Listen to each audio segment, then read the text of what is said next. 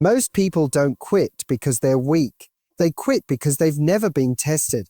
They've never gone far enough to actually meet the edge of their true potential. See, the mind has a built-in mechanism, a voice that whispers it's enough the moment things get uncomfortable.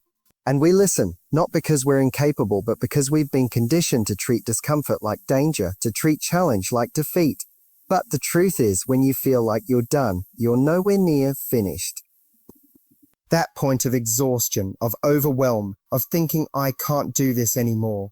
That's not your limit. That's your beginning. There's something powerful that happens when you push just a little bit further than you thought you could. There's a moment when your legs are shaking, your heart is pounding, your spirit feels heavy, and then suddenly, a shift. You find something new inside yourself, a deeper strength, a layer of determination that wasn't there before. That's not just growth. That's you accessing the part of yourself most people never meet. Because they stop too early. They sit down too soon. They choose relief over resilience. We've created a world that celebrates comfort, quick success, easy wins. We win. But no one ever made history by doing what was easy. No one ever changed their life by staying where it was safe. You have to understand, breakthroughs happen just beyond the breaking point. That wall you keep hitting, it's not the end. It's the test. And when you feel like giving up, that's the moment you're finally close to something real, something lasting. The ones who make it, the ones who transform their lives, aren't always the most talented. They're not always the most intelligent or the most confident. They're just the ones who kept going, the ones who realized, if I don't stop, I'll get there. Eventually, I'll break through. I'll break through. They understand that the only way to lose for sure is to stop trying. Everything else is just progress. Messy, uncomfortable, unpredictable progress, nonetheless. And I want you to see this moment you're in right now, whatever struggle you're facing, not as proof that you're failing, but as a sign that you're doing something meaningful. Because if it didn't matter, it wouldn't be this hard. If it didn't have the power to shape you, it wouldn't push you this far. So when that voice comes in and tells you to stop, to give up, to let go, that's when you lean in. That's when you say, and not yet, because there's more in you. So much more. You can train your body every single day. You can show up and do the work. Follow every strategy, stick to every routine. But if you don't win the battle in your mind, none of it will last. The real fight is never on the outside. It's not the job, not the competition, not even the people who doubt you. It's internal. It's the voice in your head that tells you you're not good enough. That whispers, why bother? When things get difficult, that voice is subtle. It knows your weaknesses. It knows your fears. It knows your fears. And unless you take control of it, it will run your life. Every time you doubt yourself, every time you talk yourself out of trying again, that's not the world stopping you. That's you. That's your mind trying to protect you from discomfort, from failure, from rejection.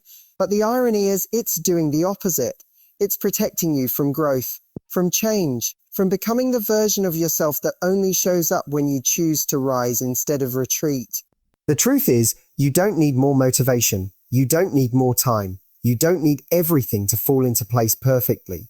You just need to learn how to master your inner state. Because the person who wakes up and pushes forward, even when they feel broken, is someone who has decided not to be ruled by their emotions. That doesn't mean they don't feel pain. It means they've trained themselves to respond instead of react. So, some mornings you'll wake up and feel like the whole world is against you. You'll feel heavy, uncertain, disconnected, and those are the most important days of all, because that's when your discipline steps in. That's when your commitment has to speak louder than your mood. That's when you remind yourself why you started, not because it's easy, but because you said you would. No one else can do this for you. No one else can rewire your thoughts, redirect your focus, or quiet the fear in your chest. That's your job. That's the part that separates the people who almost made it from the ones who actually do. It's not about being perfect. It's about being intentional. About choosing, again and again, to show up with purpose, no matter what your mind is trying to convince you of. Because eventually you realize the most dangerous enemy is the one you never challenge. And for most people, the enemy lives between their ears. When you finally learn to discipline your thoughts, when you stop entertaining every doubt and start feeding your direction, everything changes. Your energy changes, your results change, your life changes. Pain has a way of convincing us to stop. It tells us that it's not worth it, that we've gone far enough, that no one would blame us for walking away. And in those moments, quitting feels like relief. But what pain doesn't tell you is what comes after. What comes later? Because the truth is, pain fades. It passes, but regret, that stays. Regret lives in the silent spaces of your life. In the what ifs, so close, always so close. It shows up long after the struggle is gone, and it reminds you that you walked away from something that could have changed everything. It's easy to think the worst feeling in the world is failure, but it's not. The worst feeling is knowing you gave up on something before it had the chance to become real, before you knew what you were capable of, before you saw how far you could really go. That's the weight people carry. Not the weight of failure, but the weight of untapped potential. Of knowing they were built for more, but never stayed in the fire long enough to find out. Every time you face something hard, there's a voice that asks, is it really worth it? And that's where you have to zoom out. That's where you remind yourself that short-term pain is not the enemy. It's the process. It's the necessary toll on the path to something greater. Because you don't build strength when things are easy. You don't build grit when you're comfortable. You build it when you want to quit, but you don't. You don't. When everything in you says stop and you take one more step anyway, that's when the shift happens. That's when you become someone different, someone stronger.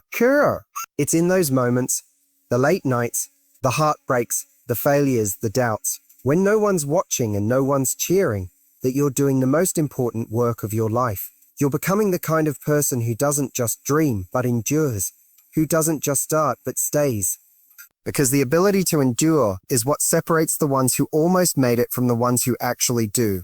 The truth is, you don't need to see the finish line. You just need to take the next step. Keep your eyes on the path, not the pain. Because pain is loud, but purpose is louder. And your purpose has to become the thing that anchors you when everything else feels unsteady. When the results don't show up, when no one believes in you, when the progress feels invisible. That's when you ask yourself, do I want comfort today, or do I want growth for the rest of my life? Because you can't have both. One gives you temporary ease, the other gives you a future that's unshakable. So if you're tired, if you're worn out, if you're questioning whether it's even worth it anymore, remind yourself why you started. Remind yourself who you said you were going to become. And then make the decision not to let this moment break you. Let it build you, because pain will pass. But regret will haunt you for the rest of your life. Most people stop when it starts getting quiet. When the results don't show up right away. When the applause fades. When the motivation wears off. That's when they slow down. That's when they start questioning if it's even worth continuing. And honestly, I get it. We live in a world addicted to speed. If it doesn't happen fast, we assume it's not happening at all. If we don't see the outcome immediately, we doubt the process. But what if I told you that the world doesn't reward the one who starts fastest? It rewards the one who stays consistent when everything else stops. There's a pattern I've seen time and time again. People start with fire in their eyes. They feel excited, unstoppable. The first few steps feel full of promise, but then the days pass. Progress feels slow. The spark fades, the doubts creep in.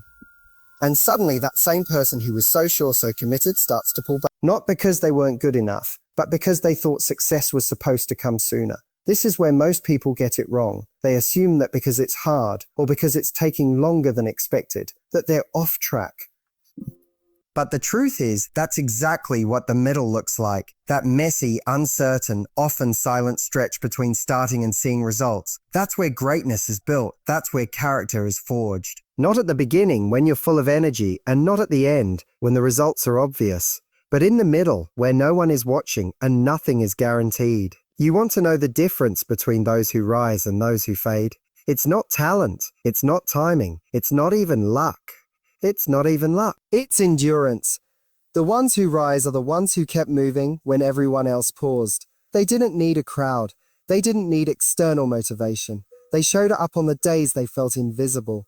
They gave their best when it seemed like no one was paying attention.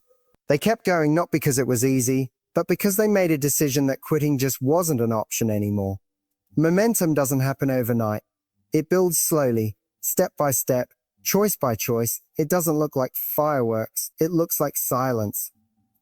It looks like showing up when you're tired, doing the work when you're uninspired, holding your standard when no one else sees it. That's momentum, and it's the one thing most people never stick around long enough to experience. What I want you to understand is that when you feel like stopping, it doesn't mean you're broken, it means you're human.